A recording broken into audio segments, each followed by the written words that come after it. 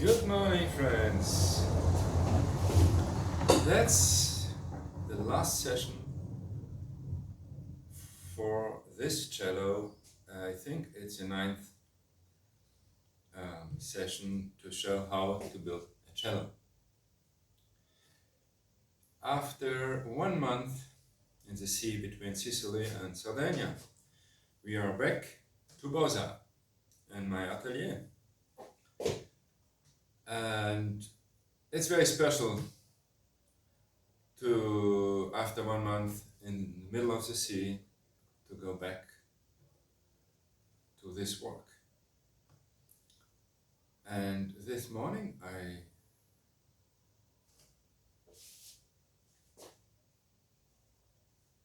thought, musica, mare, music and sea. Musica, mare. And the same words, the same letters became music a mare. It's music and love. That's, I liked it very much, this combination of words. And now I'm always with my thoughts on the boat, Passepartout, and the catamaran, and all the nice people that came with me.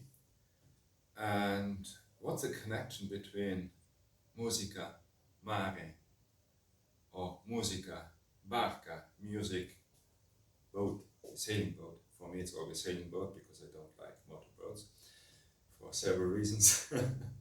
I grew up with sailing boats. And yeah, sailing boats is emission zero, and this is one of the reasons. So,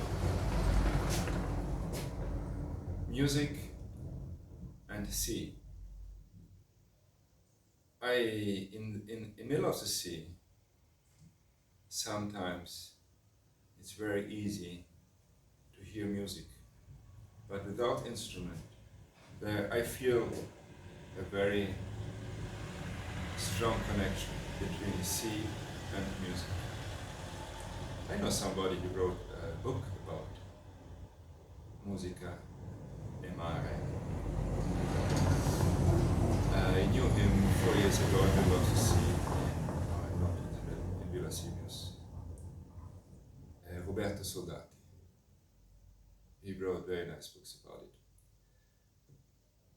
So, now, restarting to make my work on this cello, I thought, what's the connection between a cello and the construction of a cello and the construction of a boat? You know, now I'm making setup. Setup means pegs and fingerboard and bridge and sound post and saddle. This is the saddle, under saddle I'm just doing now, and the saddle on the fingerboard. If I want, I can see some connection, some relation.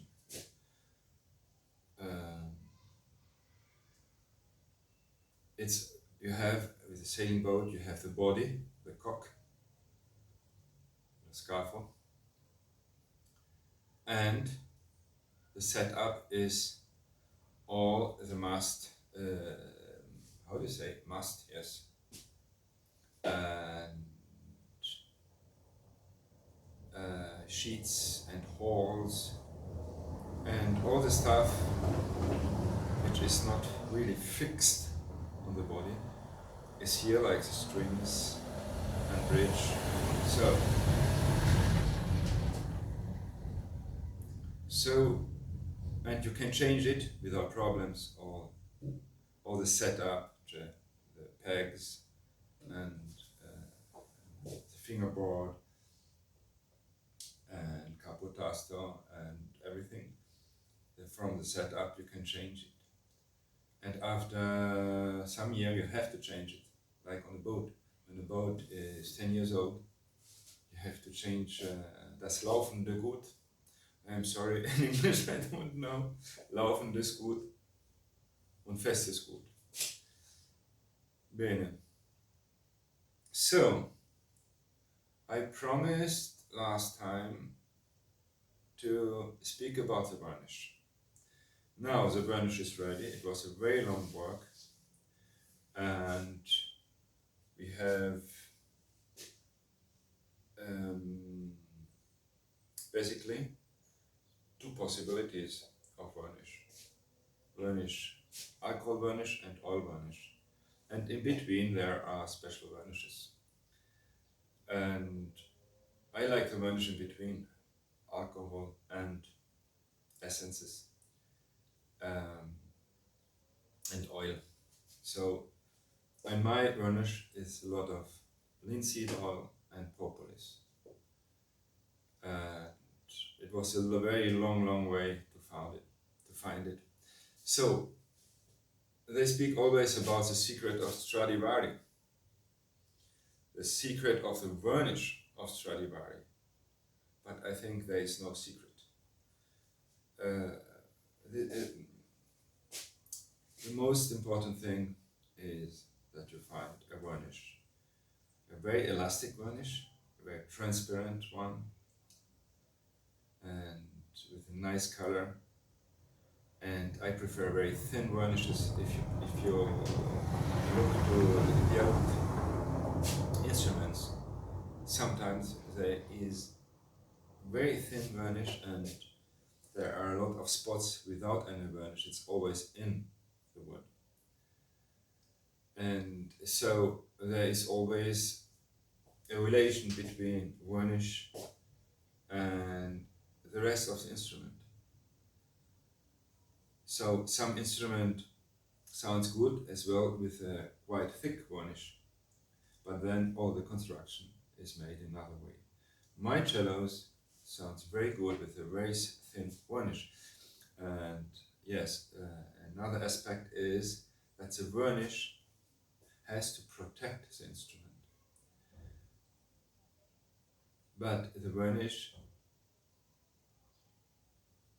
when the varnish is very hard and very resistant, the instrument doesn't live, doesn't breathe,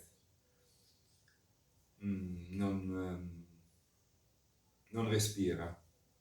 So the art is to find a varnish that has I don't know, to breathe, no?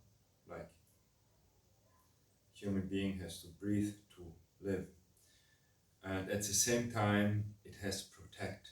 So the varnish in 1023, in the decades of years,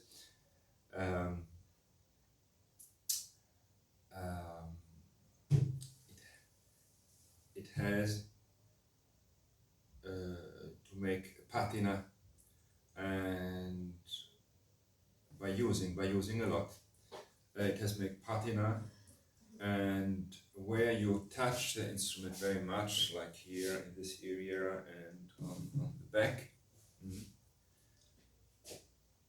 it's important that the varnish is entering into the pores of the wood without opening it to humidity and dirt. And so already after 10 years you have an instrument, if it's played a lot, you see it's becoming it's having a personality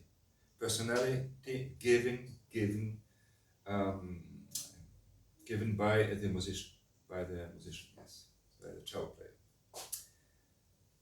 So if the varnish is very hard,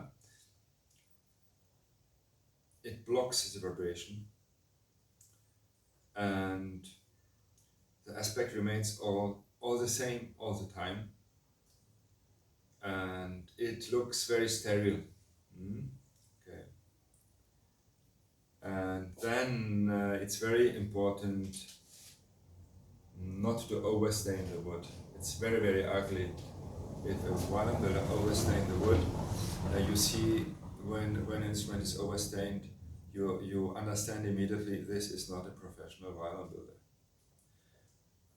At the same time, you have to find a method to give a very warm color to the wood before putting the real varnish. So now, by the way, back to the sailing and catamaran and so on.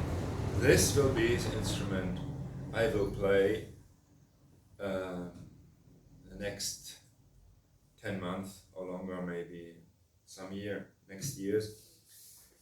On the sailing boat, I will stay on the sailing boat, good protected. But you know, it's on the sailing boat sometimes it's quite humid. But humidity, 80%, 90% is not a problem for the instrument. The problem is when it's very dry air near to the heater in the house. It's very, very dangerous for the instrument because the wood is shrinking with the dry wood, and then it's getting a lot of cracks, especially on the sound post. In fact, nearly all instruments from the 17th century has a crack under the bridge, under the sound post, sometimes as well on the valley, but this for other reasons, for incidents. So, yes. So I have to put Untersattel, tasto inferiore, tasto superiore. Oh, trying to get it out. Maybe I have to show you the instrument. You didn't see the instrument. Maybe the quality of the camera is not very good. Let's see. Yes, the light is not. Ecco. Now you see, it's a very nice maple and a very nice spruce. You know, this is some of the last pieces of spruce for the table. I cut in Violoncello, I think 30 years ago. And I know it now very well, this wood, because I think I made more than 25 instruments with the same wood. Diado, cosa succede? Diado, vieni qua. Okay. So the scroll. You see the scroll. So I have to put rings, bridge, sound post, undersaddle, and the tailpiece. It's very important. Good. As far as good. So I started this instrument, you remember, in January. Yes, and it passed a lot of time, but with this instrument I enjoyed very much to make it very, very slowly. And now, next appointment on Passepartout with this cello. The name of the cello is Romeo. See you soon, I hope, on Passepartout playing the cello.